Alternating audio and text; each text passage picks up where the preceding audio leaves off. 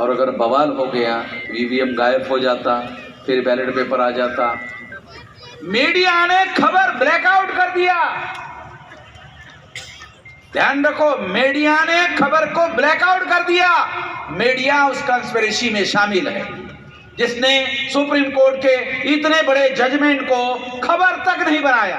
अरे front page तो छोड़ो, पिछवाड़े का जो है ना पेपर, जो अखबार का 20वां, 22वां, 24वां पेज होता है ना, लास्ट वाला, पिछवाड़े में भी नहीं छापा। अखबार के पिछवाड़े में भी खबर नहीं छापा, ब्लैकआउट कर दिया। क्यों? कौन है मीडिया मालक? कौन है मीडिया मालक? कौन है? पत्रकार कौन है? संपादक कौन है? वही लोग जो ईमानदारी से चुनाव होने के बाद 3.5% लोग चुनाव जीत नहीं सकते, वो लोग हैं। उन्होंने प्लान बनाकर इस खबर को ब्लैकआउट किया, नहीं छपने दिया, आप लोगों तक जानकारी नहीं आने दी। मैंने सारे देश भर में इसको इश्यू बनाया। सारे देश भर में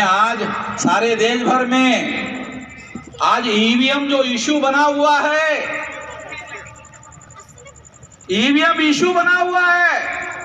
आज मुझे सोशल मीडिया में कुछ फिल्म के हीरो डायलॉग कर रहे, उसमें भी ईवीएम आ गया।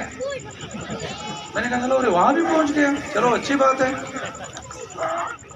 तो मैंने हमारे लोगों का वो हीरो को जरा ढूंढो, उसको मैं अवार्ड भी देने का सोचता हूँ कि उसको भी प्रोत्साहन दिया जाए ताकि ज़्यादा लोगों तक बात पहुँच जाए।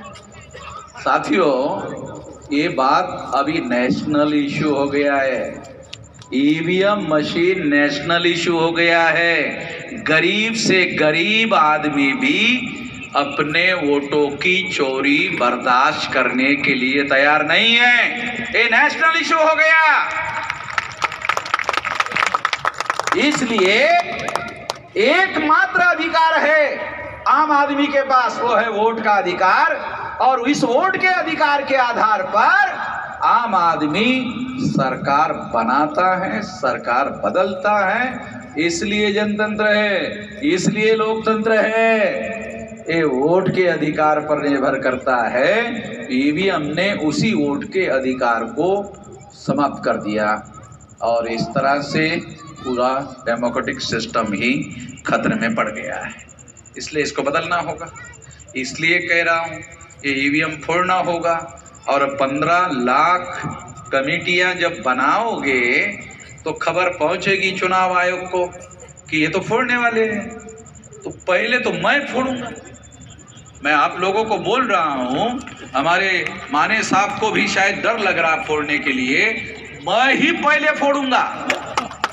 और कैसे फोड़ना है 3 दिन पहले बताऊंगा। 3 दिन के पहले जब 15 लाख बूथ बन जाएंगे, संगठन बन जाएगा, तो चुनाव आयोग ही बैलेट पेपर घोषित करेगा। चुनाव आयोग ही बैलेट पेपर पर चुनाव घोषित कर देगा। और जब बैलेट पेपर पर चुनाव घोषित कर देगा तो समस्या का समाधान। अगर मान लो ईवीएम मशीन को बदलने का काम नहीं किया तो जानते हो क्या होगा? 15 लाख बूथ का संगठन बन गया। अरे कुछ समझ में आ रहा है? सब लोगों के समझ की बात नहीं है भाई, तो मुझे समझ में आता है। 15 लाख बूथ का संगठन बन गया तो फिर ही तुम ही देश को बदलने लायक हो सकते हो। 15 लाख बूथ का जब संगठन बन जाएगा तो तुम ही देश को बदलने लायक हो सकते हो। 15 लाख बूथ में अगर जन आंदोलन हो गया, कहां भागेंगे ये लोग? कहां भागेंगे? है कोई जगह भागने की? केवल नेपाल की बॉर्डर ओपन है, कोई बॉर्डर ओपन नहीं है। चाइना की बॉर्डर ओपन है? बिल्कुल नहीं। पाकिस्तान की बॉर्डर ओपन है? केवल नेपाल की बॉर्डर है ओपन, बाकी कोई बॉर्डर ओपन नहीं है। नेपाल के लोगों को ही ठीक से खाने को नहीं मिल रहा है, वही भारत में आकर के तमाम रोजगार जो है भारत में ढूंढते रहते हैं, तो वहाँ क्या है?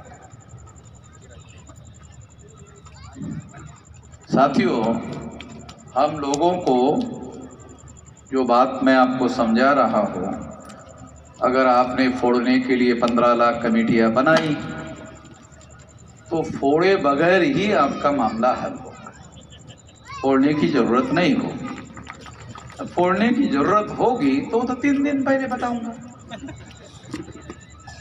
जिसको समझ में आता है वो समझने की कोशिश करे, समझ में नहीं आता है तो एक काम करे, वामन मेश्राम का मामला है वो देख लेगा यार, हमें क्या मतलब है, वो बताएगा वो करेंगे, इतना करो। सारा काम हमको सोचने की जरूरत नहीं है, होता भी नहीं है सब लोगों को सारी चीजें समझने का।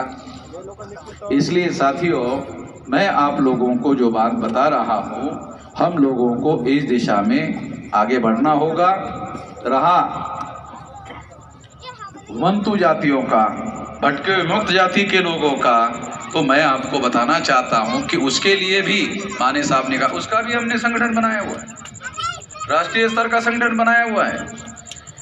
उनको लोगों को भी अभी ये संचालन करने वाले हमारे ये थे, भटके विमुक्त के थे।